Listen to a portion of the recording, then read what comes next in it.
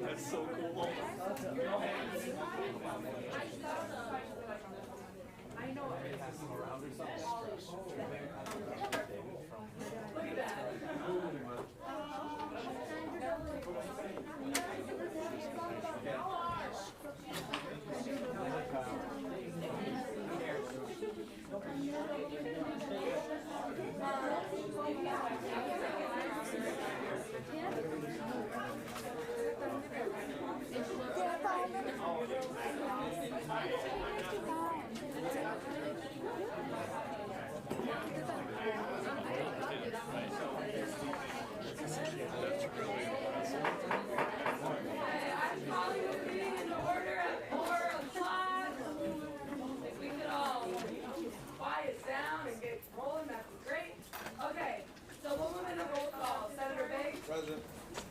Senator Schmidt? Here. Senator Johnson? Here. Senator Mohammed? Present. Senator Shkumbi? Present.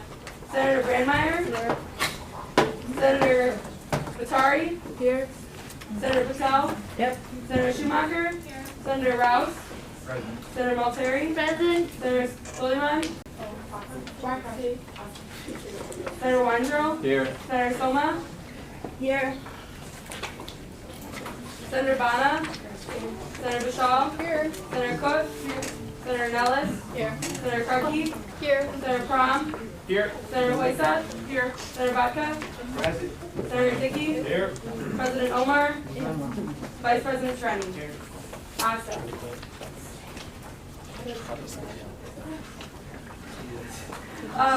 We'll now move into presentations, and first up we have Rachel with FAFSA.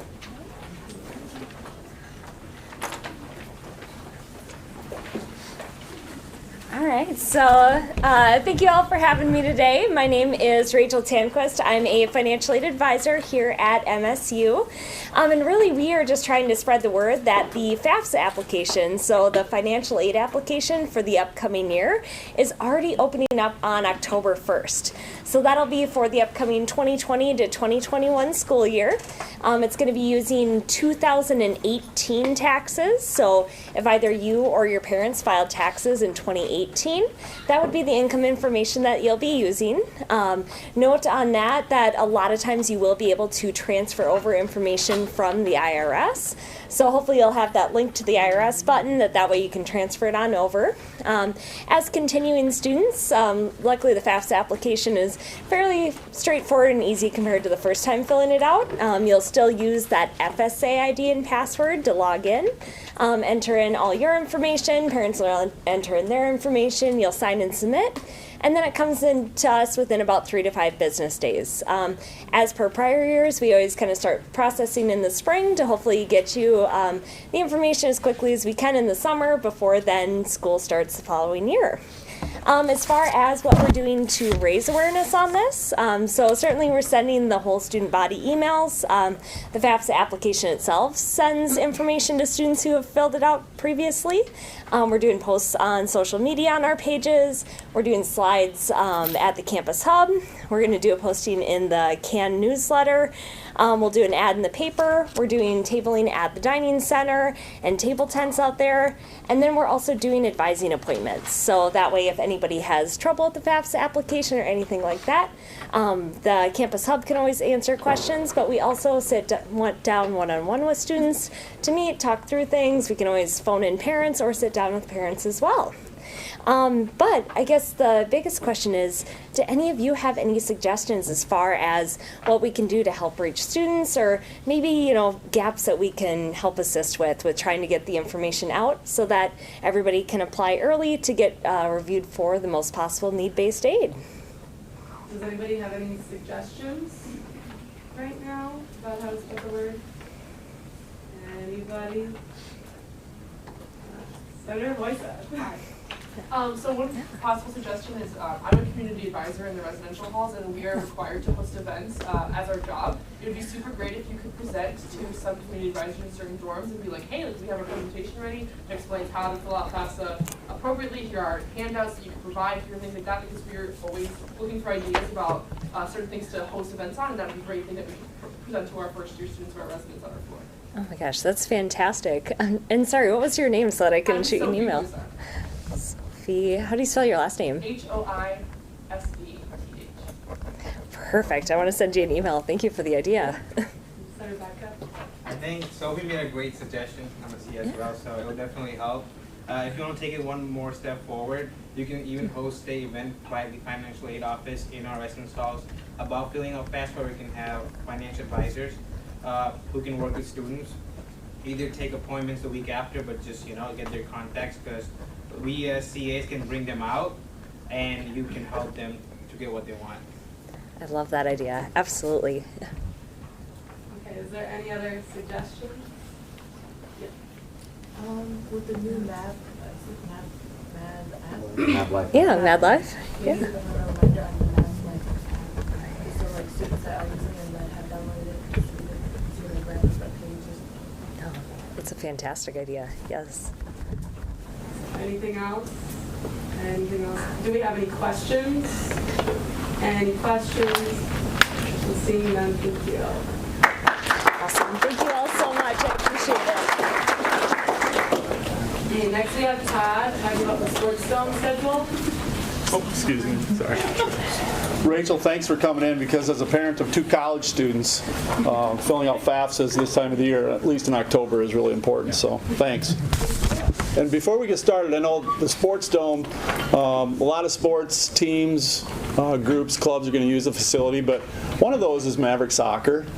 And just a shout out to MAVRIK Soccer, ranked 25th last weekend and beating the number 4 and the number 1 ranked team in the country. Yeah. And now they're ranked, they go from 25th to 3rd in the country. That's their ranking this week, so that's pretty cool. So that's just awesome. Yeah. I've been asked to come in and give a little update. So as you look at the MAVRIK All Sports Dome, and it's going to be Shields Field at the MAVRIK All Sports Dome, we're going to talk a little bit about the project, because some of you, yes, we voted on this last December, but there's some people that are new to campus as well that may not be very familiar with the project. So I'm going to kind of go through a little overview of what the dome's going to entail, and then the nuts and bolts of this is going to be talking about scheduling and who's going to be using the facility and why, and all those types of things. So this is an exciting time, obviously, for if you look at, we've got a little drone footage. Ben Nelson in our office just took this footage on Monday. It appears as though this coming Monday, the 23rd, is when the field turf people are going to show up to start installing the synthetic grass, fake grass field, the turf on the field. I mentioned a week or two ago, October 24th to the 28th, that's when we might see the dome starting to go up, physically being blown up and erected. Then there's a lot of work to do inside that facility, along with the support building. You can see the support building that maybe you want to run that once more, Sam. There's this 4,400 square foot support building. That will be the entry. We'll check MAV cards. We'll take care of people who want to rent the facility. There'll be restrooms in that space, some storage space. So the lower left of the facility, you can see the walls of that building going up right there. So again, that site is south of the free lot 23, and parking will be in orange lot 22 south. But obviously we're really excited. You voted on it in December. We finished up the planning in the spring, broke ground in late June, and we've been constructing it since July. And right now we're shooting for an early December opening of that facility to start using it. So could be finals week, could be winter break before we're in there, but for sure spring semester we're going to have access to that facility. So we're really excited. The layout of the field, it's tough to see everything there, but you can see Shields Field. And why Shields? Well, Shields came to the table with $500,000 for a 10-year sponsorship to help us out with operations maintenance costs. The costs that you as students at this point are not paying for. You're paying for $2 million of the $5.49 million construction costs, okay, just to build it. And then beyond that, there's annual operations and maintenance, right? Staffing, heating, utilities, things like that, equipment, those types of things. Right now, you're not paying that, okay? That's going to be from rental fees that we charge people to come in and use it outside of the institution. And there'll be some internal rental fees as well, and we'll talk about that in a little bit. But that's why Shields is helping offset some of those costs, and that's a really important thing when we talk about generating somewhere around $300,000 per year to pay for annual operations, maintenance, and staffing. The field itself is about 450 feet long, so about 150 yards long and about 80 yards wide, so about 240 feet wide. So what we can play on there's a full soccer field, there's a full football field on there. Boys and girls or men's and women's lacrosse field lines are on there as well. In the bottom left and the upper right, we have softball batters boxes, so we could literally play 2 NCAA softball games in that facility at the same time. And then if you look top to bottom, I believe it's purple, but there's 3 smaller size soccer fields where we can split the facility up in 3 fields, and that's going to happen most of the time, where groups come in, whether it's our clubs, the teams, RSOs, youth groups that are renting the facility. They're going to rent thirds of the space, so they can play soccer, they can practice softball, they can practice baseball, they can practice lacrosse, cricket, ultimate frisbee. All those types of groups and clubs are going to be in the facility. So we'll have 3 short fields. In addition, we'll have 3 batting cages on one end of the facility, on the left side of the facility as well. So lines for all those sports that I mentioned, other than there's no cricket lines, there's really no baseball lines. It's really lined for lacrosse, soccer, football. There's not rugby lines, and there's lines for softball. But it's really primarily a practice space. But we can play, full field, lacrosse, soccer, football, and softball. But primarily more practice facility. The dome will normally be up from November to May this year. Like I said, we're probably not going to be starting to use it till early to mid-December. And then in the summer, or in the spring, summer, and fall, when the dome is down, it's going to be just an unlit outdoor field. So the dome is only up 6 months, and that's by city ordinance. You can only have a structure like that up for 6 months because it doesn't have fire suppression in it. So that's by city code. And you'll see that at other seasonal domes around the state as well, that's the way it works. The scheduling of the facility, and Sam's pulled up just a little schedule piece. Hours are primarily split 3 ways. Athletics, about a third of the time, not really even a third of the time. Campus rec, a third of the time, and then a lot of rentals. When we say campus rec, that also includes student groups on campus that might want to use the facility.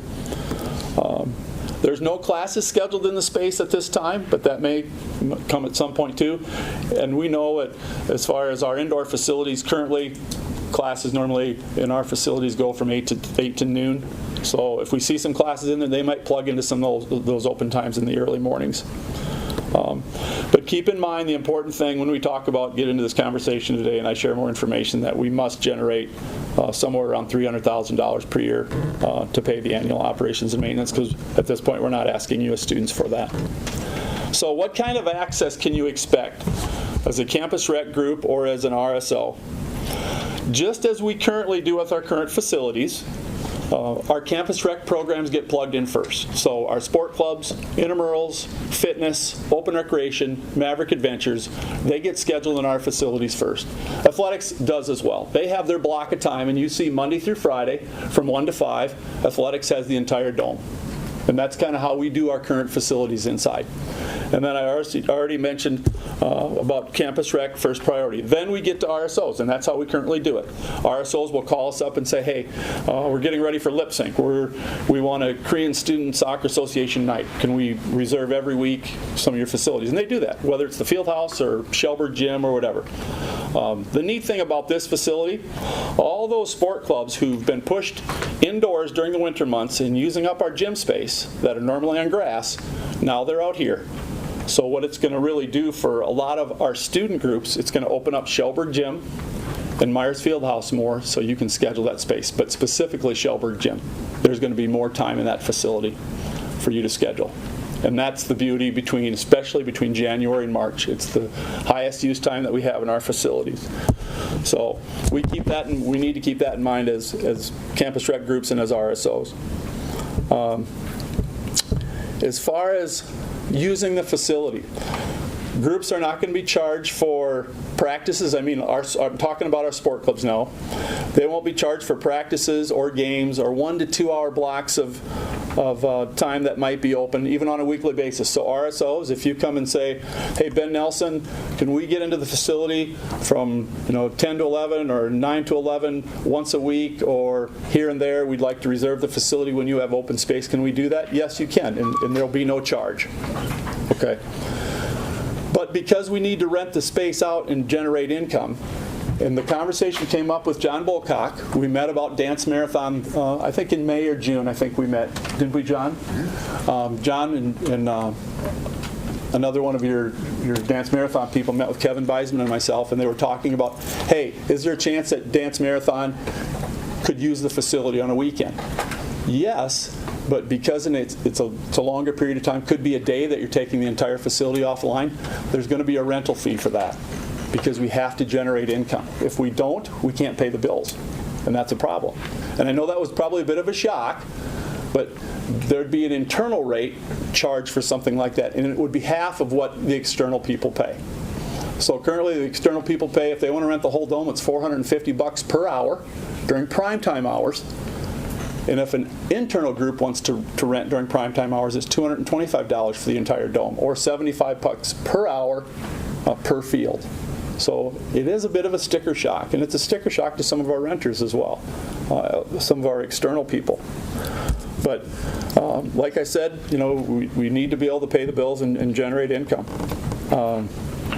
There are non-prime time hours. When you look at the morning times, Monday through Friday, those are non-prime time hours. So if student groups want to come in there and use the facility during non-prime time hours for a couple hours, yeah, there's no charge, and you're going to be able to get scheduled in there. But those blocks that you see open between 5 and 9 p.m. Monday through Friday, 5 p.m. to 9 p.m., and even 5 to 11 p.m. on Friday night, and all day Saturday and Sunday, we hope to fill those with a lot of renters, with a lot of full-paying renters. But when we don't, those hours will be open for open rec or just general use of the facility. So you see the campus rec blocks of time, Monday through Thursday, 5 to 11 p.m. on field 3, 9 to 11 on fields 1 and 2. Those will be sport clubs, might be some intramural indoor soccer, unless we continue to play indoor soccer in Shelburne Gym. But those will primarily be for our sport clubs, but let's say we don't need all the time, and we're going to keep those hours. Oh, suddenly a student group comes to us and says, hey, can we use the facility during a time that Campus Rec has an allotted time, but you're not using it? Sure, we're going to schedule you for it, because we don't want an idle facility. But we know there's a lot of open times in the mornings because you're primarily in class. Public schools are in class.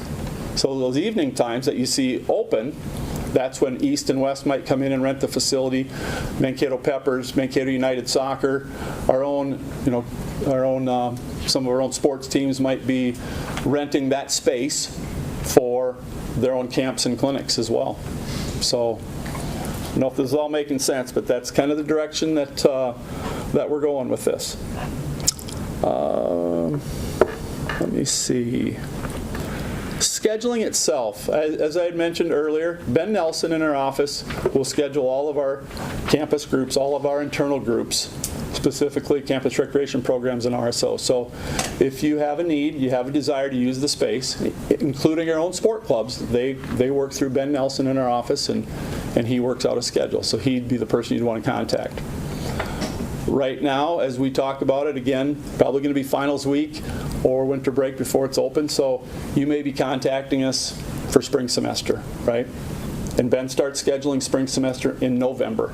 So around November 1st, we can start scheduling our programs in the facilities. So, but you can make contact with him now or myself now if you'd like to.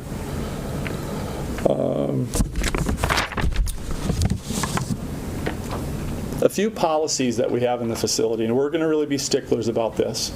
The only thing allowed on the turf, whether the dome is up or the dome is down, is water.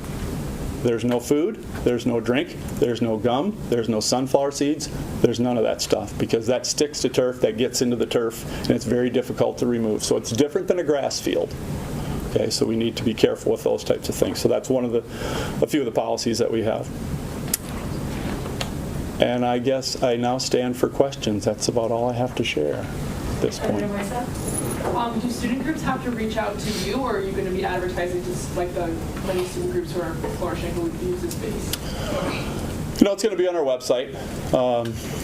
I would say that we'd appreciate if you have an interest in using it, reach out to us, but it's going to be on our website. Ben's going to splash things out on MAVLife, the MAVLife app, and things like that. Yeah. Senator Baum. You talked about the internal rental charge. Is there a specific cut time where you say if it's longer than this, or? Well, we look at those 1 to 2 hour blocks of time where normal groups will come in. That's really a time that groups want to play for 2 hours, to have a weekly facility reservation with us. It's usually up to 2 hours. When it's beyond a half a day or longer, then you're probably looking at something different at a rental charge, because now you're basically you're going to go into a time where we could probably put an outside renter. But I will say this: if you come to us on a Saturday and you want the facility from 1 to 4, 1 to 5 p.m. for an event, and that's prime time hours really, when we could plug an all-day external group in there and get $450 an hour for renting that facility, but you're willing to stretch that to the end of the day and maybe be in there from 8 to 11 p.m. at the end of the day when that group is already finished. Now that's a whole different ballgame. That may be free or it may be well discounted. So beyond, potentially beyond an internal rate even. So we look at that. If one of our sport clubs wants to play a lacrosse game at 1 p.m. in the afternoon on a Saturday, we may say, hey, play that game at 8 o'clock in the morning or 9 o'clock at night, no problem. But then we can plug in these other renters during that full day and make a lot of revenue, generate a lot of revenue. Thank you. Yes. I'm wondering, excuse me, will students have the opportunity to work on this field, whether it's student employment, financial aid, or like MAV jobs? Or? Wonderful. That's a great question. Yes. Whether it's work study or we'll have a budget, if we need to hire just regular student help, those people who don't have work study. But yes, there'll be opportunity. And that'll be coming out within the next month or so, that we're starting to work on that staffing plan, because students are going to be working out in that facility, probably at least 2 at a time. There may be, early morning, if it's dead, there's not a lot going on, 1 person, but otherwise we'll probably have 2 people, because there's going to be turnover from group to group, and maybe equipment needs to be moved, and communicating with staff and things like that, or with the groups that are in the facility. So yes, 1 to 2 students at a time will be working there. President Omar. So I hear you mentioned internal revenue fee for students who want to practice or want to play or rent out the field, because your reasoning was that you can be getting money from outside groups to utilize that space. But when we were speaking about it last year, the main primary thing was it's for students. Yep. So why are we charging students? Well, because we can be renting it out to other people. Is there a reason why we're charging students for that, or like penalizing them in a way? But I look at it this way: it's the longer events, the longer duration events. What we normally see in our facilities is students come to us and say, we'd like a 1 to 2 hour block of time. There won't be fees associated with that. There won't be charges associated with that. But if it's a half day or full day event for a large event where there's setup and takedown, and it's on a primetime weekend, because there's only 25 to 26 weekends and half a year, and those are primetime rental times for us. But the short periods of time, no. The longer periods of time we have to charge because of that, because of having to generate revenue. And maybe David can help me out with this too, Dr. Jones. He's my supervisor, but this is my job, so. Well, to follow up with you, my concern was we were promised $10 a semester for over 10 years. Yep. So if these are student groups that will utilize it for more than 2 hours, then they're required to pay. And that's what my concern is. They're going to be paying on top of the $10 a semester, because we were unaware of that if we're speaking like that. We did not know that last year. Yeah.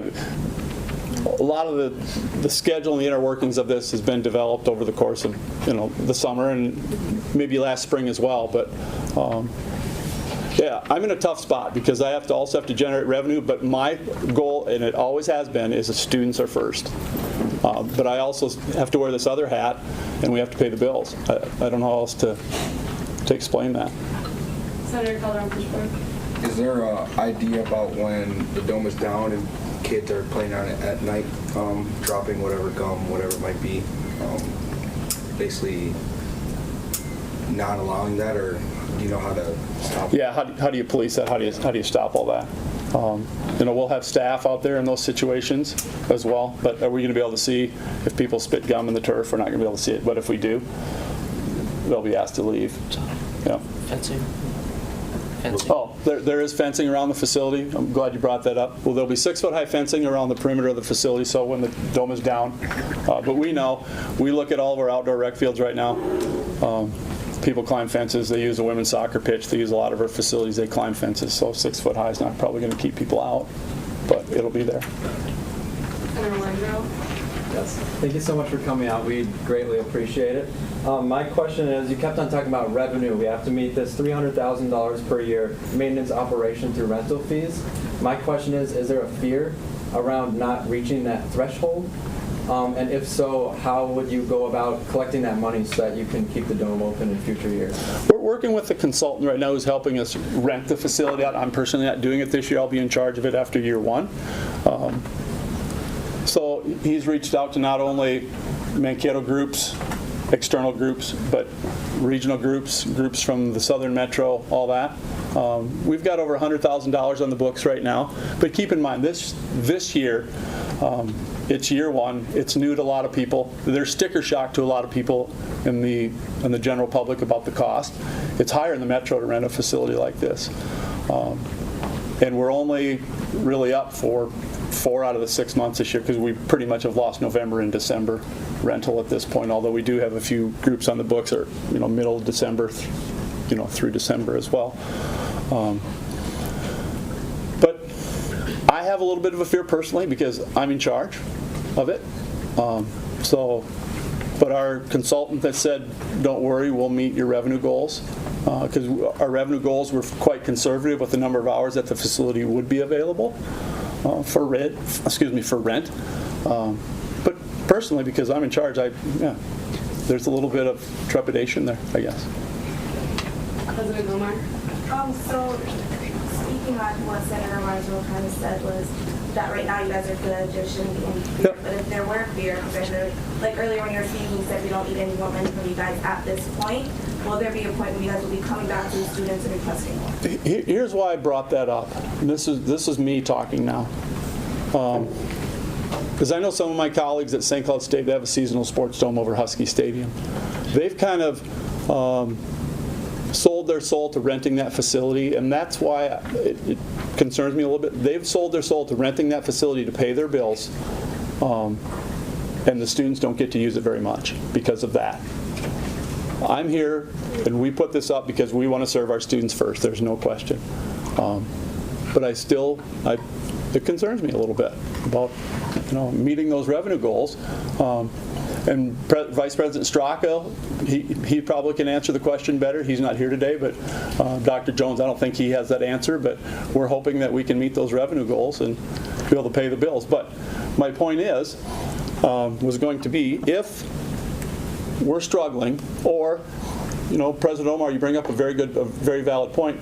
We as students, we're paying $10 a semester for this facility, which isn't a lot of money, but it is for certain students. I get that. If you want more time and weekend time and all those things, and we have to rent the facility less to the general public, then maybe we do come back to you as students and say, do you want to pay a little bit more on a student activity fee? And then we push the renters off to the side, and we don't rely on that so much, and you have access more on weekends. I just throw that out at you. But right now, we're not going down that road. We're saying external rentals are going to pay for it all, and you as students don't have to pay anything extra. But I sit on my end, and we do have to rent the facility out to pay the bills. So I'm in a tough spot to a certain degree. I have some sleepless nights over this already. I do. Are there any other questions? Any other questions? Any final questions? Seeing none, please sign. Thank you. And now we have the YMCA. All right, I will get a PowerPoint presentation going here. Brought my trusty sidekick today. My name is Allison Braswell, and I am with the Brother-Sister program at the YMCA. We are a mentoring program, and we serve kids in the Mankato and North Mankato area, just in our community. And we are looking for mentors. We have a waiting list of almost 100 kids. Boys on our waiting list wait for about 2 years, and that is not an exaggeration. I have a lot of boys that have waited, and then they age out of the program and are never matched. So we are really looking at MSU students, although we have mentors from 18 on up to retirement age too. So we're looking for mentors all over.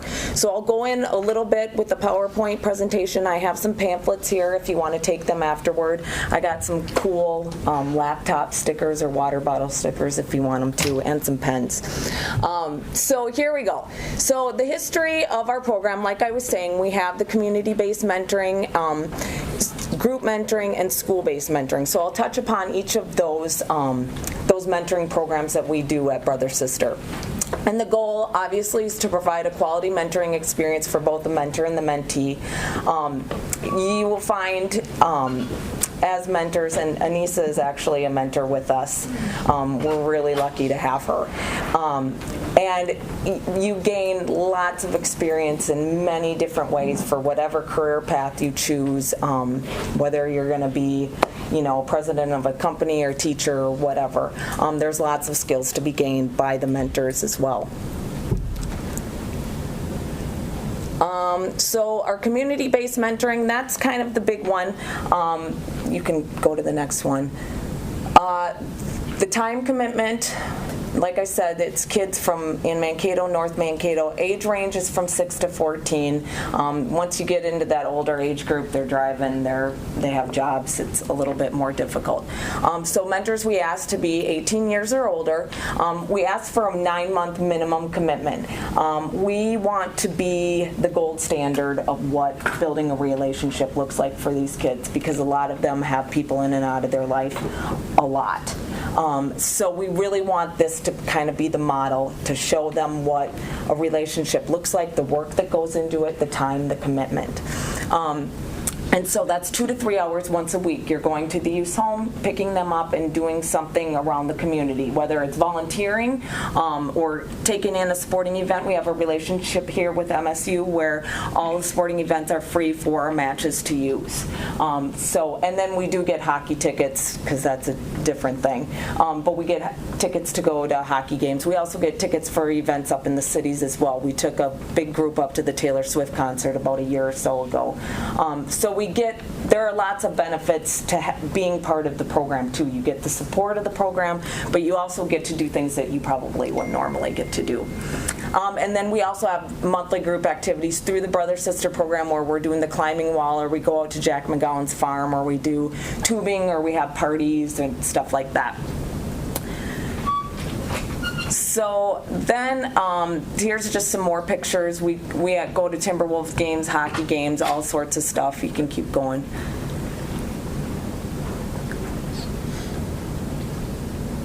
So the impact for the community, and we found this through statistics through our program, and obviously, a child having one extra adult in their life that cares about them, they're less likely to use drugs and alcohol. Their attendance at school improves. Their self-esteem is huge. I mean, all of these things are amazing in just what one person can do in a child's life.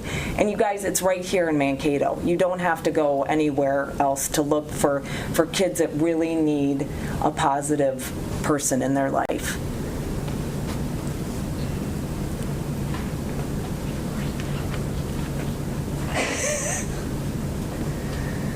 I'll talk a little bit, I'm not sure if there's anything more in this. I'll talk a little bit about our school-based mentoring. So community-based, 2 to 3 hours once a week. and that goes a minimum of 9 months. Now, it's 9 months from the point that you're matched. So there is a bit of a interview process. It takes about 4 to 6 weeks until, from you filling out an application till you could potentially be matched with the youth. And obviously, that's a one-on-one relationship with the youth, so we need to have, policies in place for the safety of you and the youth and the program. We also have school-based mentoring. That's a little less of a commitment. That's 1 hour once a week, and we match you with the youth in one of the area schools. And then you go during their lunch hour, and that can be anywhere from 11 to 1. Kind of depends on the school and the age of the youth. And that you go spend an hour with them. We have different bins at each school that has like board games, craft projects, that kind of stuff. It's not a tutoring program, so you're not like teaching them anything. Another thing that's important to know about the brother-sister program is every family, every child in the program has to want to be part of the program. They have to sign up and know that they are committing to this 2 to 3 hours a week or once a week kind of a thing. So we're not forcing anybody to do it. We get, referrals from school.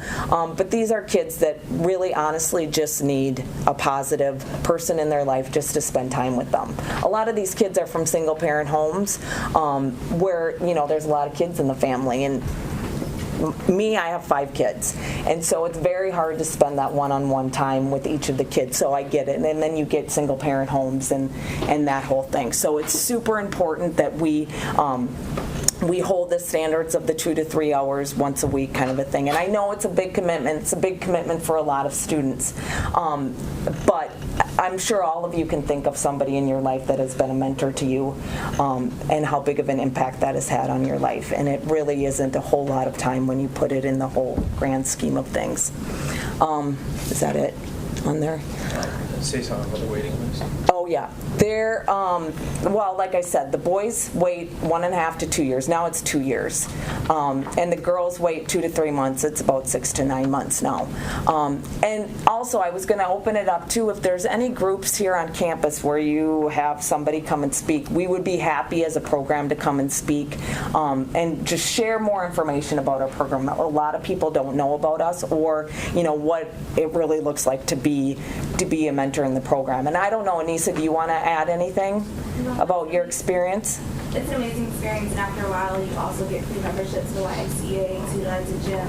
So that is an incentive to you guys to go join. It's an amazing program. Yeah, but it's great, for your resume. We have a former principal on our advisory board that talks a lot about, going through applications, and he will always look to see if there's some sort of volunteer portion of the applicant, and you will always pick the one that has the volunteer, experience on their application. So, it's not the reason to do this. Like I said, to make a difference in the life of a child should be enough reason. But also, the skills that you gain from this, and you have the program, us, to help you along the way. It's a really good opportunity for anybody. So if you know of anybody, especially guys, I don't know what it is about guys that think they don't have the qualities that they need, that we're looking for, but really it's these boys, I'm telling you, need somebody in their life to help them. There's a lot of boys struggling. A lot of girls too, but since we have such a long waiting list for our boys and they wait so long, really do consider it and really talk to your friends about it, and even your parents if they're in town.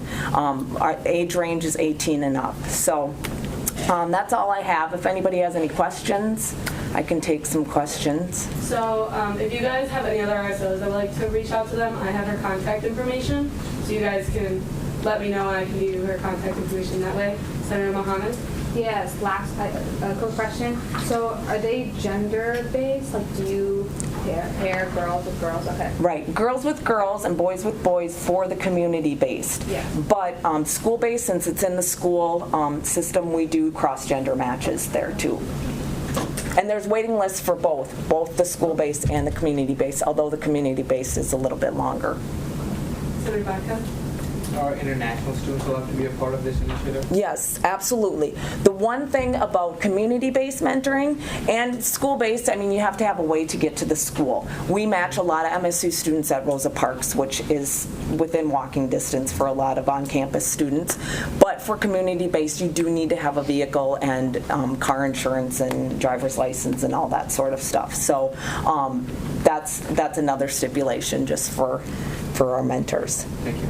Senator Mohammed, do you have another question? Oh, no, okay. Are there any other questions? Any other questions? Any other questions? Seeing none, please. Great. I'll leave some brochures here with you guys. Okay, so now we will move into open forum. Is there anyone here for open forum?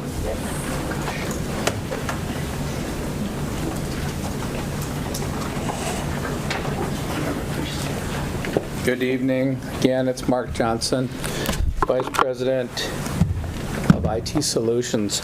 I brought for you the student guide. We spent a lot of time trying to make sure this is relevant. One of the communications we get is people don't know what services we offer. So we've been really working on upping our game and getting a lot of information. So I would encourage you to not only look at this, but we've tried to distribute it in every way we can to the res halls. If you have places or people that need this, we've got plenty of them available, and let me know and we'll get them distributed. If you have any questions or concerns or anything that's in here that you want to know more about, we're happy to work with you as well. And I will tell you, we did the same thing for faculty and staff. So if they're not using technology and they have any challenges with technology in their classes, we're trying to help as well. So again, make that aware, and if there's a question about it, we're happy to provide those. So I'm going to make mine really brief. The only other comment I was going to make was on MAVLife. Anybody have a guess as to how many people have downloaded MAVLife as of today or yesterday? 4,000. 4,000, 2,000, 3,000. 5. You know. Oh, you're right. I think it's right. Let me double check that. Hot off the press. No, 5,098 downloads so far. That's pretty good for 4 weeks. Good job. I got it from a reliable source that you all are helping get the word out. Either you're in the res halls talking about this product and letting people know, and this good source is sitting right over here, and he's always a good source. So if he tells me that, that's true, and I really appreciate it, and I hope you all appreciate that the more students that use it, the more effective it will be. And I'm also getting feedback from student centers about ideas of how we can use it, and we're trying to follow up on those ideas, and we're going to get back to you right away on that. We were hearing about the wall is really popular. We're going to try to see if we can do some things with the wall by colleges. So students need help with in their college or need some tutoring. We're going to look at ways of doing that because our student center brought it to my attention. So we're working on it as we speak. I'm also going to talk in a few minutes or maybe a half an hour or so to another radio program and tell them about it. So people are hearing about it and they want to know more about it. So we're going to keep the word out. And I ask your help. Last item. Do you have any items for me? Any item that you'd like to talk to me about? Is there any comments or questions from Mark? Is there anything? Oh, Senator Brock. Sorry. No, you're good. I was wondering, I personally haven't had a chance to check, I apologize, but is there anything with helping fill out a maintenance request on MAVLife, like in the residence halls? Ah, great idea. That's a good idea. I like it. There probably isn't. I don't know for sure. I can't keep up. We're changing it so fast I can't keep up. But I think that's a great idea, and I don't see any reason we can't partner with RasLife and find ways that we can leverage the technology they have with this technology. So I'm happy to follow up on that for you. Wonderful. Thank you so cool. much. Yep. Okay, are there any other questions or comments? Anyone else? And I'll see nothing. Thank you.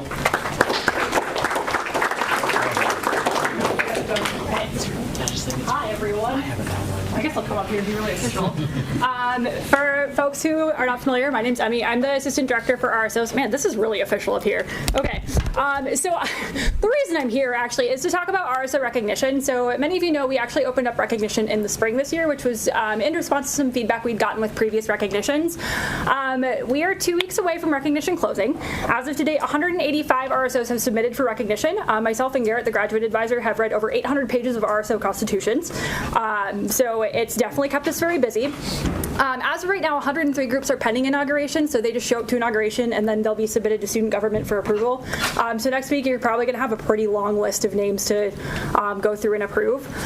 Currently 12 are pending advisor approval and inauguration. We do have 41 groups that are waiting for corrections to their recognition requests, and 29 have been submitted, but we haven't gotten to review them yet, so 2 of us getting through all of them. But yeah, so wanted to give some updates on that and just kind of let you know what we've been doing to get the groups through recognition and let them know where they're at in the process. We've been doing a lot of targeted outreach, so sending out weekly updates with where people are at to advisors, primary contacts, different officers and organizations. If they have corrections needed, we send specific messaging to them with what those corrections are, as well as instructions on how to resubmit.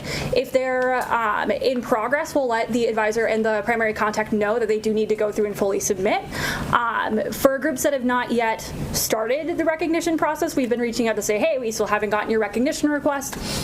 So we're trying to be really intentional and keep messaging, keep going out on that, so that way groups know that we are paying attention. We're trying to get as many groups through as possible.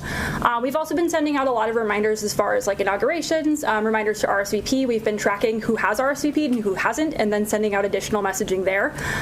We're also using a program now called Mailchimp, so we can actually track and see who's opening our messages. So that way we can make sure that folks are getting the messages, and we can see if they're bouncing back too. So if we need to change our contact info. So if you're working with any student groups, my ask is that you keep pushing that recognition is here, it's happening through the 30th. Some groups thought it ended tomorrow, it ends the 30th. And if groups have questions, please have them email me. A lot of students have tried to do walk-in appointments, but right now when we're trying to go through so many constitutions, it's just really hard for us to be able to be in person and present, at least as much as we would like to be. So wanted to give you all an update on where we're at. Are there questions about the process? Anything I can help clarify for anyone? Are there any questions that are back up? Yeah. So you submit, Devin, you submit a recognition request on Engage? Correct, yes. So each student group has a primary contact, and that group person will be able to submit. If the primary contact is still a previous person and they're not able to get in, if they email me, I can update it in about 2 minutes. But they'll be able to sign in. They'll see a big blue re-recognize button. Click on that, follow the prompts, and it'll submit everything. Thank you.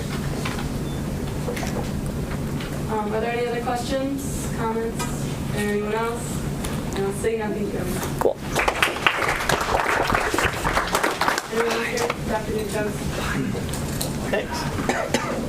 I've got two items. Just want to provide kind of updates at this point. First is for those that might have walked past the Performing Arts Lawn today, we did have our emergency exercise, and by all observations at this point appear to be pretty successful for us in learning some things that we can do better as a campus, as well as a city, first responders, and how we can improve and look at this. So I just want to pause, see if there's any questions about that, because we sent lots of messages. We want to make sure no one was surprised about it and such. I think KUIC, the Free Press, local news agencies did come and cover it, so you might see more of that tomorrow and such. But any questions about anything of that related to that? Any questions? Any questions? Any questions? Awesome. Let's talk about the tailgate. So wanted to share appreciation for those that might have attended and such. Hopefully you had an opportunity to come and check it out yourself and everything. By all measures, it was successful. No one was arrested. That was a low bar, but we crossed it. Excited about that. No citations or anything like that. Everybody really was pretty well behaved. We have heard feedback, of course. I think the change in practice where people could not re-enter after halftime. We heard from families and alumni in particular more than we heard from students, that was a change that caught them off guard. Hopefully with more education and the more practice, that'll be less of a shake-up in the future. But we felt like it was a pretty promising first day, and we'll look forward to the next game. Is not this Saturday, but the following Saturday against Winona at 1 o'clock. So it'll be slightly different because of the time of day and everything, but feel like it went well. President Omar? So I have 2 more questions. The first one is I've kind of gotten some emails about, I know the general thing was you guys can stay in the tailgating, but you can't go to the game and then come back. But I was told that security was kicking people out of the tailgating that weren't going to the game. Yes. Is that correct? Yep. So there's no tailgating during the game. So it's 3 hours before the game and an hour afterwards. So you're going to have to go to the game and go home? Yeah. Yes. Senator Nellis? I just had a question regarding like how you can't, so is that for students that you can't leave and then come back?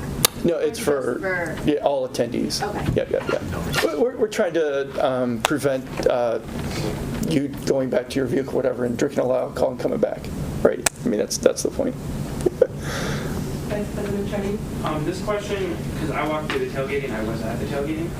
Are you guys going to do anything differently for homecoming? So homecoming is a great question. We will probably be forced to do something different. There's a couple things. It's going to be a little bit, it's homecoming. If you did go to the game, and hopefully you did, 5,800 people were there. That's more than we typically have for a first game. And so that was exciting to see those kind of numbers. In a homecoming game, a big homecoming game for us is over 7,000. That's not that much of a difference from what we had at the very first game. So it's homecoming. We're playing Duluth, who travels well. It'll be the top two teams likely in our league playing against each other, and I believe that's the game that's on TV. Yeah. Does anyone know? Yeah, so it's going to be on TV as well. So there will be a lot of reasons to attend that game. It's going to stress our current plans, and so I know the team is meeting. I don't know if it's this week or next week. You guys met yet? Do you know? Well, we're going to have a meeting tomorrow. Tomorrow. Just start talking about that, because it's going to be a big question on how we can manage that, because the reality is the numbers are going to overwhelm what we have planned right now. Yeah. Senator Rouse? In the future, do you foresee like loosening restrictions on tailgating or keeping them the same? You see like making the rules like more lenient or more strict? I guess if you'd be more specific about what rule you would be more lenient with, I guess. The rule that you can like tailgate 3 hours before and then an hour after, and then like you can't leave and come back, like that. It's hard to tell fully in the future what might change. We felt like those kind of made sense right now to kind of manage it as we introduce it. I wouldn't anticipate any changes within this season on those things at this point in time. I will share one of the challenges that enables us to have the halftime is shift our campus security and other folks towards the stadium to help support the game activity. Having that open and the game would stretch resources that we just don't have right now. So I don't see a point in the future where we let people take off, drink a lot of alcohol, and come back to the game. I just don't see that in the future. In all honesty, as we talked to our athletics staff who manages the games, that doesn't really happen that often. It's a rare occasion it does. What is more common is somebody's at the October or November game and they want to get a blanket out of their car because they're cold, or there's things like that. So as we get closer to some of those things, I think we'll have to figure out, is there a way to manage that? Because we want somebody to have a good game day experience and realize they're not trying to run off the shotgun a beer or something, right? Are there any other questions? Any other questions? Thank you for the answer. Awesome. Thank you. Anyone else for open forum? Yes. Go ahead. Hi, Elliot with MAVRIK Adventures again. Passing out some flyers. We got some programs coming up. We had to cancel the birding program because unfortunately it rained. I cannot control the weather. Sorry about that. It's coming up Tuesday, October 1st, 4:30 to 6:30. If you'll just pass the flyers around, take a picture of it with your phone, whatever you want to do. And then September 27th, Friday, 11 to 1, we're having another pilot program coming up. We're going to go hiking at 7 Mile Creek. I'm currently working with Chandler Holland from Environmental Health and Services to try to get another pilot program, and I'll be back, like I always am, to let you know more about that. Thanks. Thank you. Okay, is there anyone else here for open forum? Anyone else here for open forum? Yep, go ahead. Okay. Hi, I'm Kenzie Burke-Lang. I'm a student here. And, sorry. Do you guys have any update about, do you know if they're, working on, the sidewalks on campus by any chance? At next week's meeting, we do have a worker from the city of Mankato coming in talking about construction. Okay, because I've noticed every time when I walk around campus, I notice there's potholes, cracks, everything on campus. I even have photos on my phone. I'm willing to pass my phone around for you guys to look at them.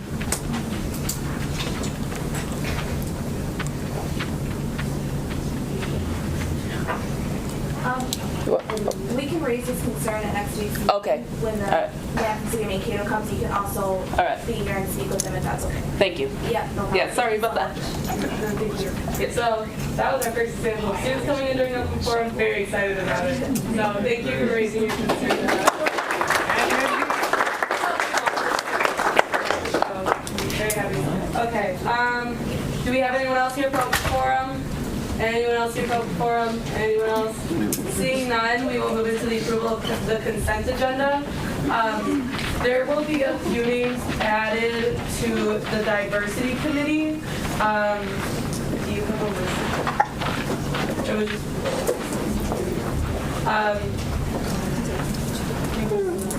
there's, okay. We're actually gonna hold off till next week's meeting, so I'm gonna go through an email right now. Is there any dissent to approving the consent agenda? Any dissent? Any dissent? Seeing none, the consent agenda is approved. Okay, with that, we'll move into officer reports.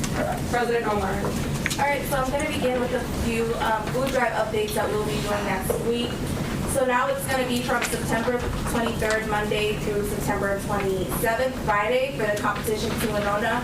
However, at Saturday's game, we will still be collecting items such as box cans, or we're doing a $1 equals 1 can. So if you donate $1, we're going to donate it to the campus cupboard. It'll be against Winona, and the winner will be based on the amount of items that are raised, as opposed to weight-based that I spoke on last week. You will be able to drop it off in the student government office, student activities office, and the athletic department. And then we'll be doing our own little competition in student government. So it's going to be, the two coordinators have already agreed, it's going to be student affairs versus academic affairs. And student affairs is very certain that they will win. It's gonna win.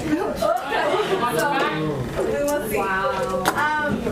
And then another partner, we're also going to be partnering up with we're going to be partnering up with different organizations on campus. We'll be partnering up with Fraternity and Sorority Life, Black Student Union, International Student Association. We are also community engagement, and then Kappa Alpha Psi. So that will be from the 23rd through the 27th. Bring canned items, box goods, and drop it off in the student government, student athletic department, and student activities. Earlier this week, Vice President Trenny and I had a meeting with President Davenport, and so he gave us an incentive to pass down to you guys. So he said that he would write letters of recommendation to all senators who are active, active during our meetings, are participating. They have been completing their office hours on time and are involved in tabling and just helping student government get out there more. So at the end of the year, we'll be passing down the list of those names, so you guys will be getting letters of recommendation from the president. However, we will be keeping track on who's tabling and who's submitting their office hours and who's being active during the meeting. So moving on to that, or actually going back on that, I do have two things I can pass out right now so you guys can start on good terms. I have two tabling sign-up sheets. We're going to be tabling for National Voter Registration Day, just trying to get as many college students to register to vote. It'll be in the CSU near the fountain from 10 a.m. to 2 p.m. and then also the Taylor Center from 10 a.m. to 2 p.m. 2 people can sign up on the same time. If you do have class, like say your class ends at 12:15, you'll be 15 minutes late. Still take that time, and we'll just email us so you know. So I'll pass that down. More than 2 people. If it fills up, then more than 2 people can sign up. However, I don't want 3 people to sign up when there's still available space. Another tabling that we have is the RSO Fair. Student government will be there, so that will be Wednesday, September 25th. So if you're unable to do that one, there's no excuse why you shouldn't be able to do Wednesdays as well. So I'll pass this down. It's from 10 a.m. to 2 p.m. down at MAVRIK. And then the last thing, I was contacted by Inclusion and Diversity. They are looking for a student government representative to serve on the Director of Latino and Multicultural Affairs Search Committee. It will start in late October. The meetings generally run for 1 to 2 hours. And so if anybody is interested, any senator is interested in participating, please let me know and I'll pass down your name. Okay, speak with me after the meeting, I'll pass down your name. Lastly, since it's almost the end of September, something we've been doing for the past 2 years is Senator of the Month, where we acknowledge your efforts to put the student government name out there, represent us in the best way. So the very first Senator of the Month is going to be a person who has done an amazing job with their social media accounts. They have worked very hard on posters. He's had less than 2 weeks to get advertising ready for the food drive as well as voter registration. And so I know I drive you crazy, but thank you so much, Senator.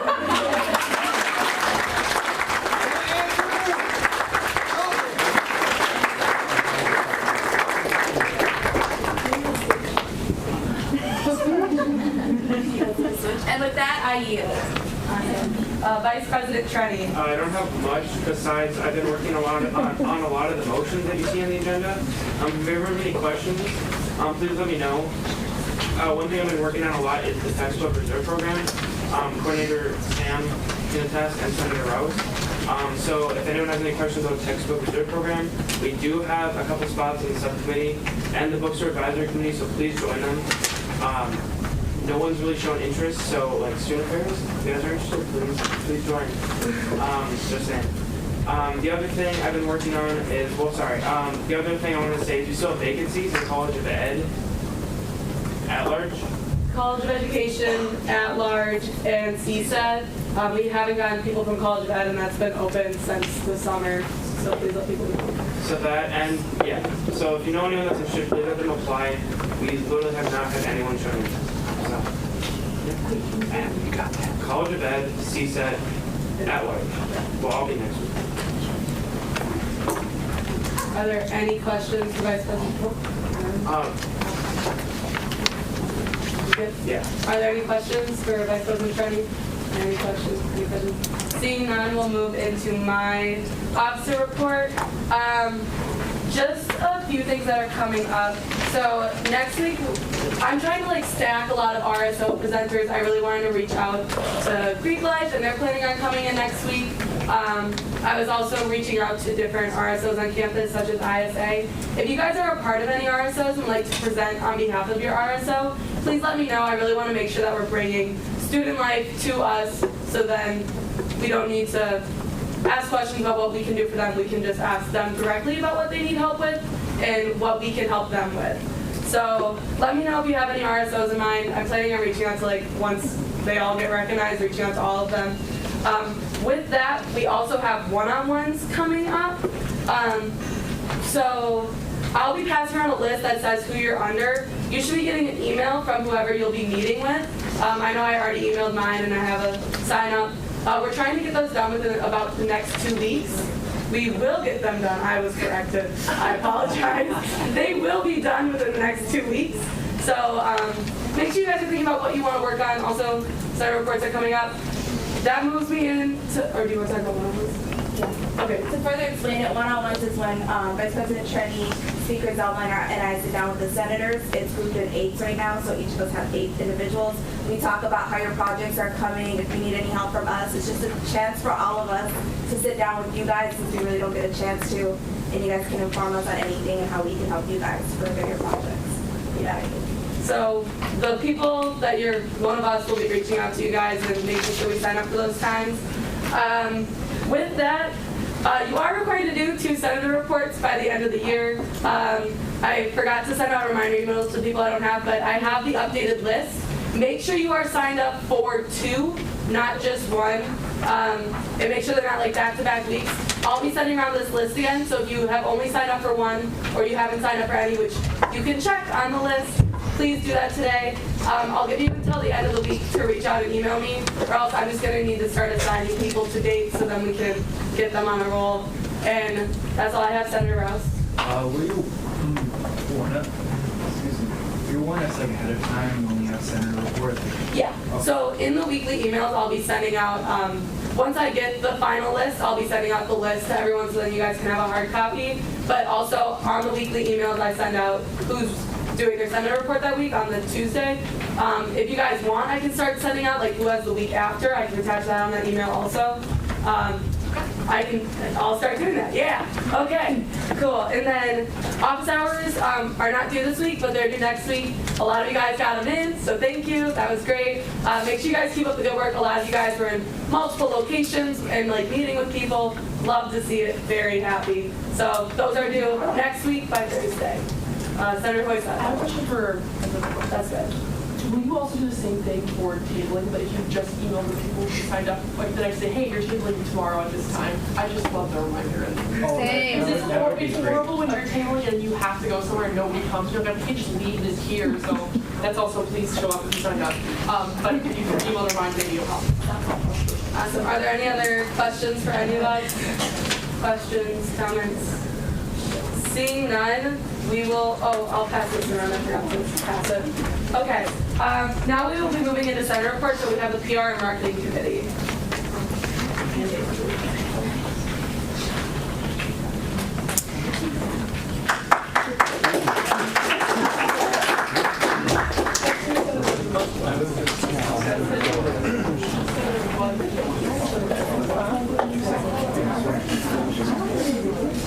All right. Hi, everybody. My name is Andrew again. I am the committee chair for the PR and Marketing Committee. I'm really excited to be here today to talk to you a little bit about what we're doing, what all the PR and Marketing Committee does. First and foremost, we do Facebook posts. That's something that I'm working with the committee on. We're a committee of about 5 people, and unfortunately with that many people and with the schedule that a lot of us have to work around, a lot of us just work one-on-one, so I'll talk about our one-on-one projects in a little bit. Facebook posts, MAVRIK posts, student government has access to that, so hopefully you've been seeing us post on there about vacancies and whatnot. We're also looking at getting merchandise, such as pens, lanyards, shirts, canned koozies, tumblers, you have it. If you have any suggestions, you can let me know. Another is scheduling for tabling. We plan down the road, we'll probably have sign up next week or something like that, so that you can sign up. We'll have weekly tabling sessions. That's something we'll discuss down the road. Another is updating the university website.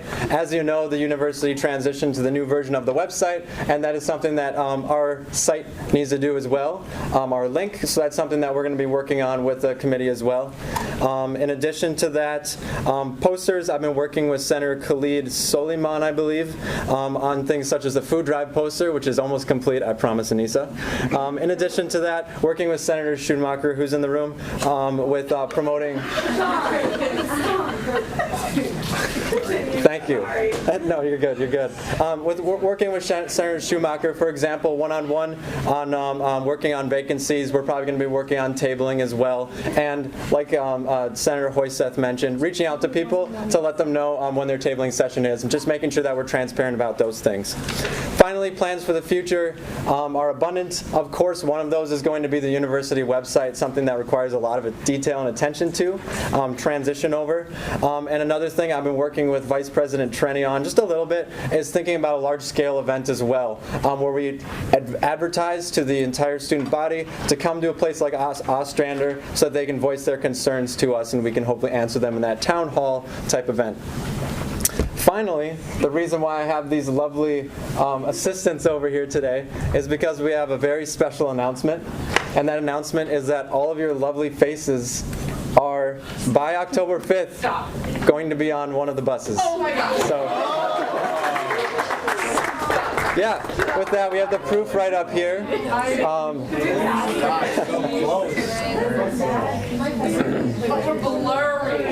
can see. We want to pass them around. Yes, we have one copy to pass around, and then we're putting one on the docu cam. So we just got word today. It was a surprise to everyone. I was going to get on that bus. I forgot. You're welcome. Yeah, very special thanks to David Cowan for that. Yes, there are. Is that something, are they just going to like vote on it then? Or? Yeah. Gotcha. And are they both going to be featured? No. Two proofs. Yeah, this is one of them. Are we going to put it down or what? And this is the other one. Are there two buses? Yeah, I just got word from David Cowan that there are going to be 2 buses. No, 2 images. Oh. Would you like my correction? Okay, correction from David Cowan. It'll be 1 bus, 2 images on both sides. So, there you are. Thank you. Yeah, David!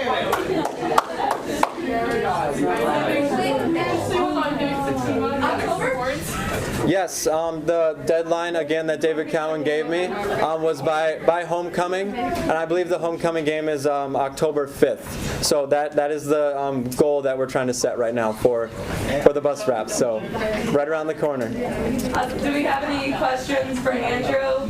We're not working today. 1 second, Senator Prom. Well, first of all, congratulations on your well-earned award. Thank you very much.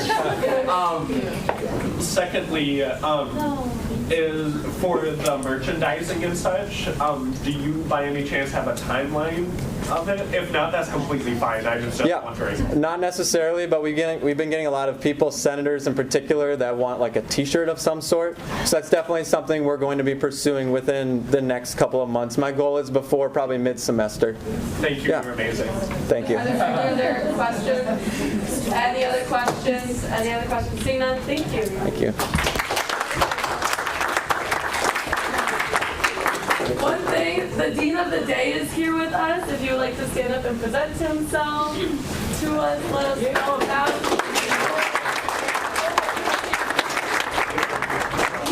You just want to introduce yourself in college?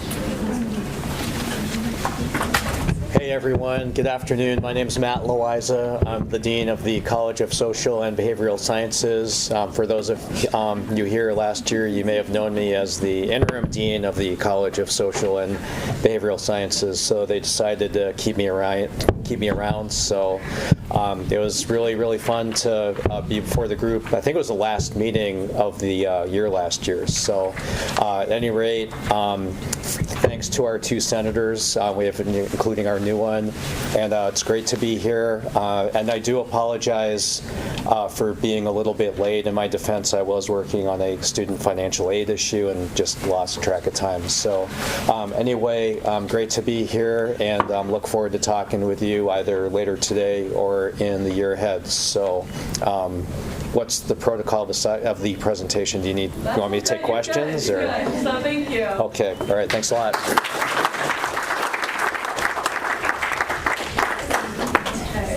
So with that, we will now be moving into old business with the emergency grant resolution. So my mistake, I put the amendment on here so you can look at your agendas from last week or pull up like last week's email with the original emergency grant. So you can kind of see the highlighted differences on it. Oh, am I the only one that got a black one? You're the only one that got a colored copy.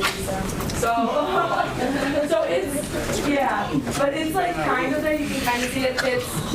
It's the last be it resolved. It's like the last 3 be it resolved clauses. So, right, oh, it's 8 through 10. Yeah, so take a look at that, and we will move back into discussion on that amendment to the motion.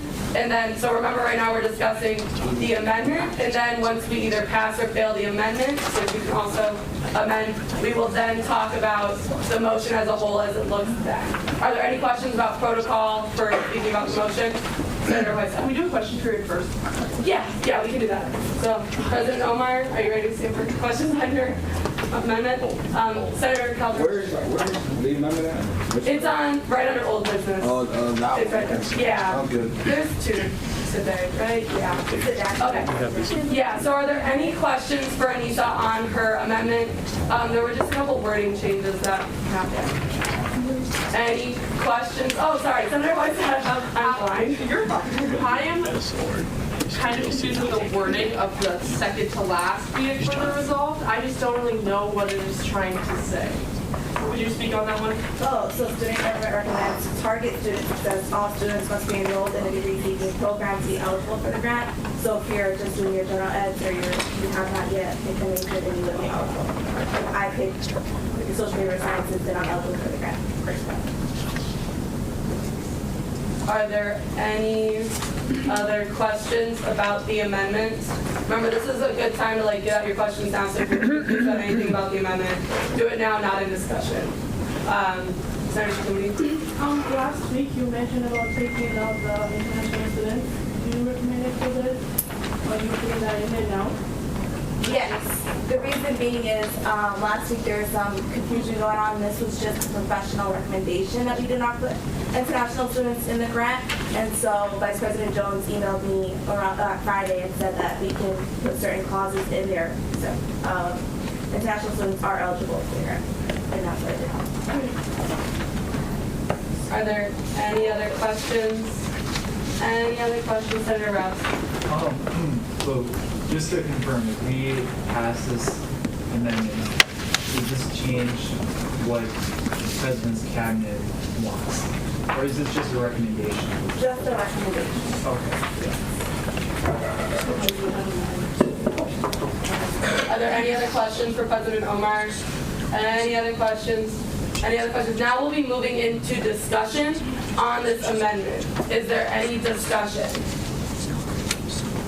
Is there any discussion? Senator Boyce. I am grateful to President Omar for making this more clear. I think it is great that we recommend that it will be open to as many students as it can, but we also, while understanding that Vice President Jones is going to make the decision that makes the most sense for the general fund dollars to impact the most amount of people who need it the most. I said the most so many times. It's okay. So I think that we should, as a body, pass this resolution to express our support for a great program that is going to end up helping a lot of students in need. Thank you.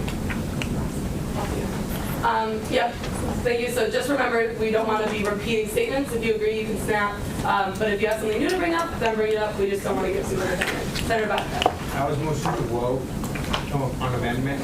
Okay, so is there any dissent to calling the question? This would mean that we are done discussing the amendment and we are going to vote on it. So there is somebody on the discussion list. So we might want, it's still up to you guys. So is there anyone in favor of moving the question, so ending discussion? Anyone in favor? You seconded it, okay. Everyone in favor, raise your placard of ending discussion. Please hold your placard high.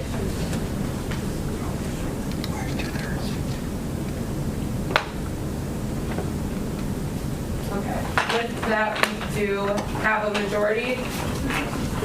2/3. Okay, all that are opposed to moving the question? Sorry. All that are opposed? 2. Any abstaining? So that hasn't voted yet? 1.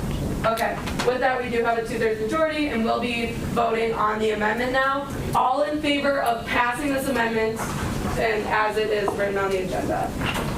All in favor, raise your placard.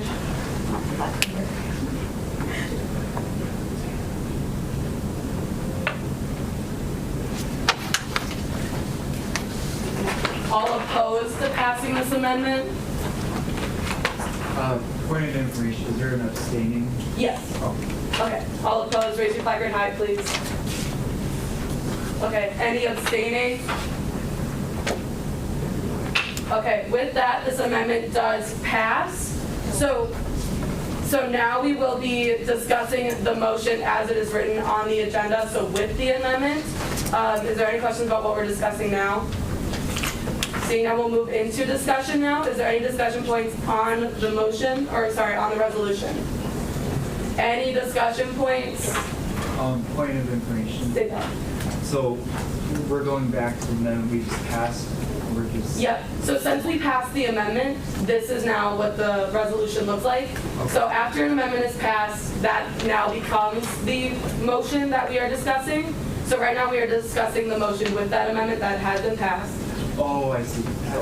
As written on the page, yeah, because was the amendment and I messed up. But so now we're discussing it as seen. If anybody has any other amendments or discussion points to bring up, now would be the time during discussion, or else we are going to move into a vote. So is there any discussion on this motion? Senator Rouse. I think I'm happy that we're including international students and that we're not posing a risk to them. I'm also happy that we're including graduate students, but I think we need to increase the funding. Because since we're including more students, I think what we need to see is a bump of $25,000 to $50,000. This includes the entire student body population, so we need to adjust accordingly. President Omar? So the $100,000 comes from the general fund, but we also have a state grant of $25,000 a year. I forgot about that. So it'll be $125,000. Senator Calvin, before. By taking out kids who aren't on who aren't going towards their major yet, so undecided. Is that correct? So if we're taking those people out, we're missing probably majority of the kids that probably actually need it. They're more probably the kids that are less fortunate kids and probably are more needing of the grant when things happen. If they're undecided / don't know what they're here for, really.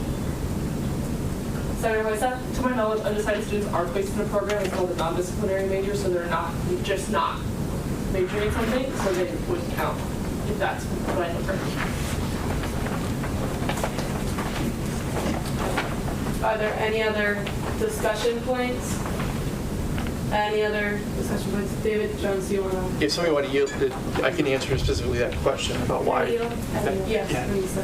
So that particular question, I appreciate you raising that, was suggested by J.C. Fry to put in there.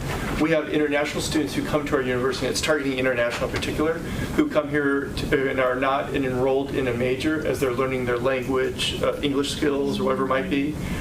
It was that office's suggestion that to make sure that everybody's heading in a degree program would be eligible in this program, because we have some students that are here at the university not into programs who are in these other kind of pathways before they're fully students here. That was the targeted effort with that language that way. President Omar? And then the reason why we decided to target all students who have to be in degree seeking program was we see many students come here for about 2 years, finish their gen ed, and they go to U of M, and then they leave this. So it's we want students who are in a program, and I didn't want to limit to just international students, so I decided to include all students. Are there any other discussion points? Any other discussion points, Senator Fromm? I would like to call a question. Is there a second? Is everyone in favor of calling the question? Please raise your placard. To ending discussion, and then we'll move into the vote after this. Is there anyone opposed to calling the question? Anyone opposed? Anyone abstaining? Abstaining? Okay, so now that discussion is ended, we will vote on the emergency grant resolution. All in favor, please raise your placard.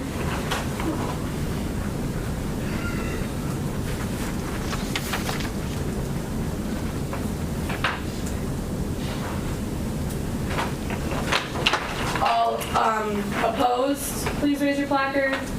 All opposed. Any abstaining, please raise your placard. Okay, with that, the emergency grant resolution passes 24-0 to 0.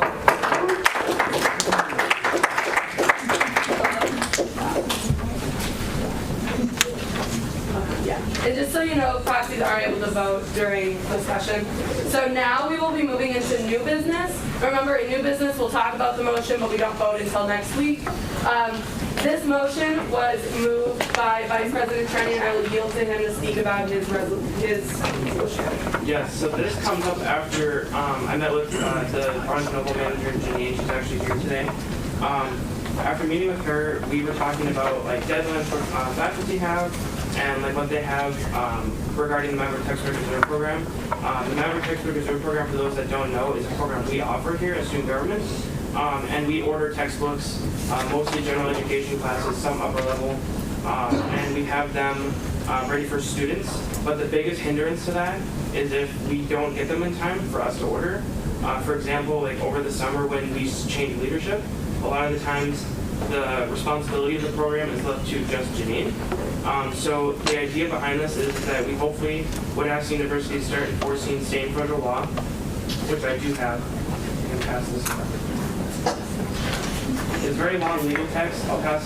This one's the federal one, this one's the state one, and you guys can just take a look at them. Those are actually laws in place that require the university and the faculty to actually work with the bookstores at each university to get their deadline in, to meet their deadline for textbook orders. So yeah, basically this is just saying we're going to start asking, we want to ask the university to start enforcing the law. We also asked the university to collect data on when the textbooks are turned in by faculty. Janine did provide something similar to me, but that's her, not the university doing it, when it should be the other way around. She does enough as is. So. And then the last be it resolved clause is asking President Omar to author a letter to the interfaculty organization, which is the bargaining unit for faculty, the university president, his cabinet, and the deans of each academic colleges to ensure, to remind them of the commitment that they're supposed to be meeting regarding this. The big idea behind it is that if the faculty don't get their textbooks in time, students can't rent them. That's the biggest issue we have. And as well as we can't provide the book until later in the semester. With that, I'll take any questions. Are there any questions for Vice President Trenny on this motion? Any questions? Any questions? Senator Bacon. Motion moved in discussion. Oh, that's not necessary, but thank you for doing it. If there's no questions, we'll just move right into it. Are there any questions? Seeing no questions, we will now move into discussion on this piece of legislation. Is there any discussion on this legislation? Any discussion? Any discussion? We also have to discuss it next week. Yes, Vice President. I would also like to add, I forgot to say, the reason why we're going this far with a resolution in front of Senate is because our voice as a collective body representing the student body is stronger than just President Omar and us bringing this issue forward. So that's why it's here before us, not just us authoring a letter. It's us getting support from the student body to author a letter and to ask the university to start enforcing it. It just gives more like oomph, as everyone said, to the issue with it. Because it hasn't been addressed in the past, and we're looking to start working forward with it. And there'll be more legislation coming regarding the textbook reserve program from my end. So it's just one piece of the puzzle that we're trying to. Senator Hoysa? Great. I would like to openly express my support for this. I think that the textbook situation at this university and all universities as a whole needs to start being addressed. So that's why I was excited when Senator House ran for this position, because I think it's something that we're all really affected by and touched by is the high price and problems that surround textbooks. So I'm excited to see something happening, that's something that we're actually talking about. So I think it's good if we could have other people express their support for something like this so that we can show that we're passionate about this issue and we do want to see change happen. I guess I kind of have a question that I don't know who to direct it to, so I'm going to just put it into the discussion to see if maybe someone has an answer for it. But what does enforcement of a policy or resolution like this look? Obviously, we can make a recommendation to the certain bodies and to certain people, but is there a way that we can hold professors accountable, and what would that look like? And that's just kind of like my thought. I'm going to yield to Vice President Trenny. So, in past Senates, I think it was like 5 years ago, John can maybe correct me on this, they passed a resolution kind of similar but very different, where they wanted the names of every faculty, which we're not going to do because that's like a witch hunt almost. Yeah. This is where we're going. The reason why I included the deans is because we have academic senators that can also voice that concern to them, as well as the letter that we're going to be sending. And we actually do have a very good working relationship with the IFO. So bringing that concern to them again and just seeing if we can get some change in that. So hopefully that answers your question. Is there any other discussion on this motion? Any other discussion? Any other discussion? Seeing none, it'll move into new business next week, and then we will discuss and vote on it next week as well. So if you have any more questions or comments about it, please direct them to Vice President Trenny or your other senators to kind of talk about it. Remember, it cannot be online or in a group chat. It needs to be through emails or in person. With that, we will now move into vacancy elections. We will start out with we will start out with the College of Allied Health and Nursing if our candidate is here. So we'll start out with a 2-minute opening statement that you can give us, then you'll stand for questions, and then have a 1-minute closing. I'll give you a 1 at 1 minute, 30 seconds, and then 5 seconds. Sounds good. So you can start when you're ready. Make sure we're giving our candidates the full attention. Hi, everybody. Right now I'm a 5th year senior for the dietetics program. My name's Matt McDavid to start, I guess. I'm also currently the Interfraternal Council President, so I'm in charge of the 6 fraternities on campus right now. I've been working a lot with Anissa, and I met plenty of you at the retreat over at Camp, I can't remember. Patterson, thank you. But yeah, no, the more I've been working with you guys, the more I just felt it'd be really awesome to be involved. When I heard that there was the opening for the position, it felt like something I could really excel with. I've had plenty of leadership experience. I've been to 3 separate conferences over the last 4 years. I've been the president of my own specific chapter in a fraternity. So yeah, this kind of just seems like the next step I could take to help with the campus. Are there any questions? Any questions? Senator Rouse. You'll probably object to my questions. I forget all the questions. Just don't ask questions that are on the application. Maybe like about it, like if I don't play something About the application? Since we only have one candidate, sure. All right. Thank you. I'm wondering, do you feel that, well, you mentioned in your application that there's a high course drop rate for your basic courses like anatomy, physiology. When you say that you want to create like an open line of communication, what other issues do you see within, like, considering the drop rate? What can you improve to prevent such a high drop rate? I guess what I was kind of speaking on there was that for open communication, it's tough to just tell everybody, come talk to me. But what they are really comfortable with that I've noticed is speaking to your own advisor. And these advisors, from the ones I've talked to from dietetics, have kind of a large pile of complaints or things that are doing well or negatives that they all kind of have ready to go. So the open communication is more so talking to these advisors in every program and kind of figuring out what each program is experiencing together. And so that was kind of the first one that came to mind when I was on the application, is that I remember whether you were in nursing, dietetics, whatever it be, there are certain courses that had a much higher rate, and so it kind of almost deterred younger students from entering those courses, so that's something I was looking to maybe work on. Are there any other questions? Senator Hoysa? Hi, welcome. Thank you for applying. We're excited to have people applying. What is a way that you think that like fraternity and sorority life can collaborate with? Because I know since you're the president of that whole thing, I'm so sorry, interfraternal council president. How do you feel like there's places where student government and fraternity and sorority life can interact and make our campus better together? So just sitting here right now, this is actually my first meeting I've been to, and it's pretty amazing to see how similar we actually run things. So Anissa's been to our meeting, the speaker's been to our meeting as well. We try to be an approachable group, but sometimes it doesn't come off that well. And I feel our members kind of feel the same, that it's a little tough to come into this meeting and sit here. I didn't feel very scared sitting here on the couch. It was quite comfortable. So I'm hoping that kind of through this experience and having the voice that I have in the fraternity system, I can work with the other fraternity sorority members and just kind of let them know this is really what it's about and here are the things we're working on. And also I think it'd be great just to, seeing this right now, I have so many notes to bring back to them. So. Are there any other questions? Any other questions? Other questions? Seeing none, you can move into your 1-minute closing statement. Oh, if you would like. Thank you for considering me. I really hope we can work together. Thank you. Thank you.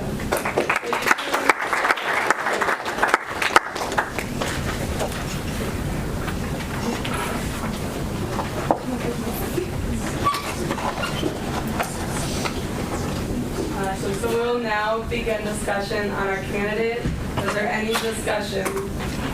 Senator Johnson.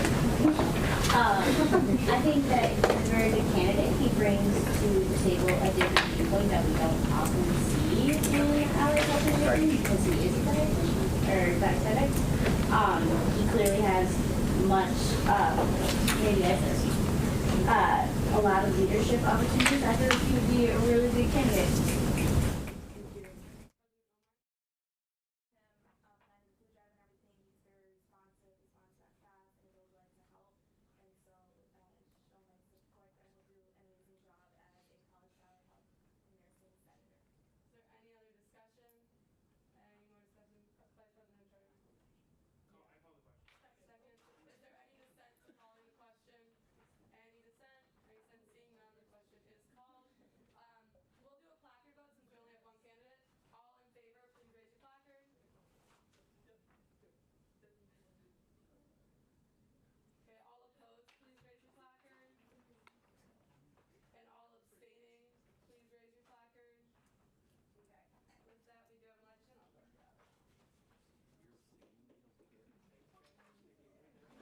Thank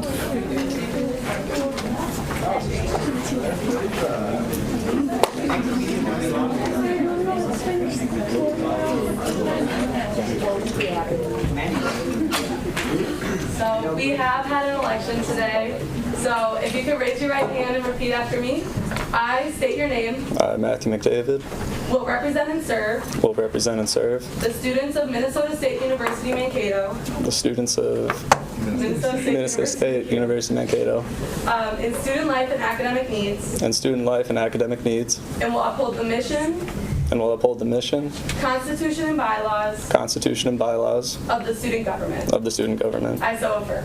I so affirm.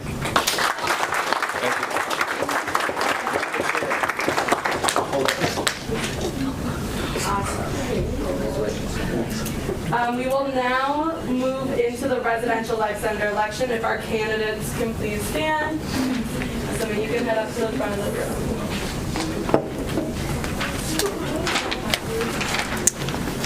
Hi, my name is Kara Seversal, and I'm a freshman here at Mankato.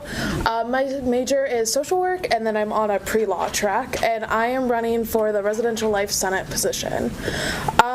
So a little bit about me. Right now, I currently live in Mac, so I have the experience of actually being in the residence and being able to see the day-to-day activities. With that, I'm on RHA, so I have like a pretty firm grasp on what the current issues are and what can be improved upon and what the concerns are. And since I'm living in the residence halls, I'm more accessible to students to be able to know that they can come to me and they can contact me because I'm literally living right there with them. So that's kind of the advantage of having someone in there representing residential life. And then a little bit about my background. I have lots of leadership experience. I did congressional debate for 2 years, so I have experience with Robert's rules and kind of the formality of how you guys run student government.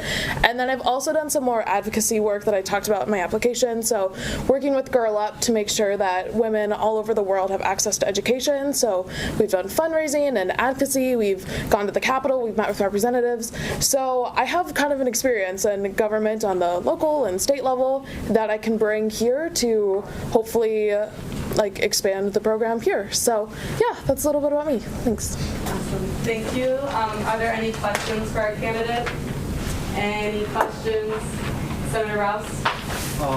How would you address the lack of connections with people who live in the residence halls? Yeah, so that's a great question. I think that when you stay in one hall, you get to know the people in that residence hall really well. So I know a lot of people that live in McElroy, but you kind of feel like isolated from the other ones. And so I think it would be great if we could develop some outreach programs where you can get to know people that are in Prescott or in Julius Sears, so that you don't feel like the only people you hang out with are the ones you live with, because that can be a little bit claustrophobic. So I think it would just be great to kind of expand our outreach with there and kind of allow people to get to know each other from different areas of campus. Are there any other questions? Any other questions? Any other questions? Senator Hoysack. First of all, I'd like to say that I was the president of my Girl Up Club in high school. That's very cool. That it's a great organization, so I'd love to talk about that. And then the second thing is, I was wondering if you know anything about our committees here, and if there are committees you'd be interested in being on, and what type of work you want to do with those committees. Yeah, that's a great question. So I don't know how your guys' vacancies for committees work, but just running through the list, a couple that stuck out to me were the environmental committee. I'm super passionate about sustainability, and I think that our campus does a good job, but we could do even better with that. And then the other one is the Student Basic Needs Committee. As a social work major, I'm super fascinated and passionate about the work you guys would do on that committee, so I think that would be a good fit. But as a freshman, I know that I'll be put where I'm placed, so I'm willing to take that. Are there any other questions? Any other questions?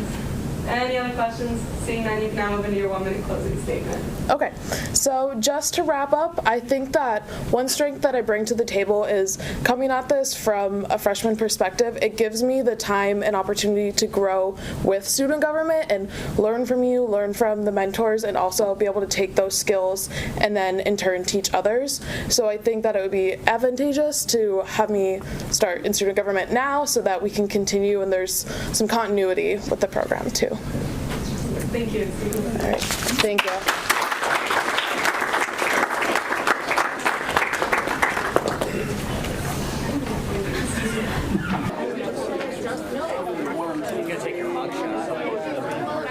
That's Kara. Kara. Right, it is Kara. Shoot me, I'm so by the way. It's so nice to meet you too. This is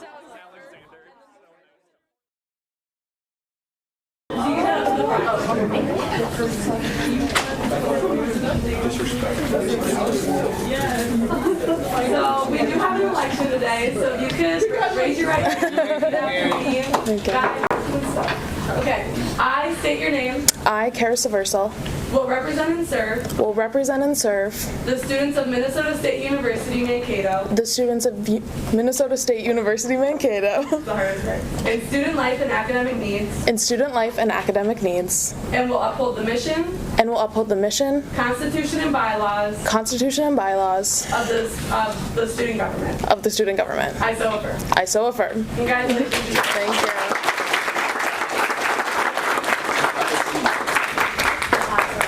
So with that, please remind people that you know that are in the vacancy center positions to apply.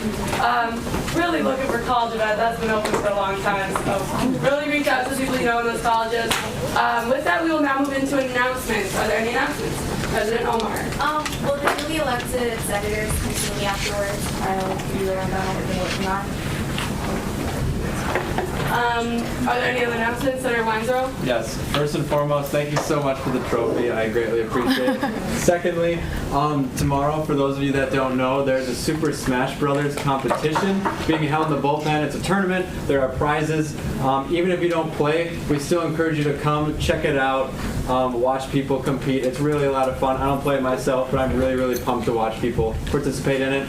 Bullpen, 6:30 to 11 o'clock tomorrow night. We look forward to seeing some of you there. Are there any other announcements? Any other announcements?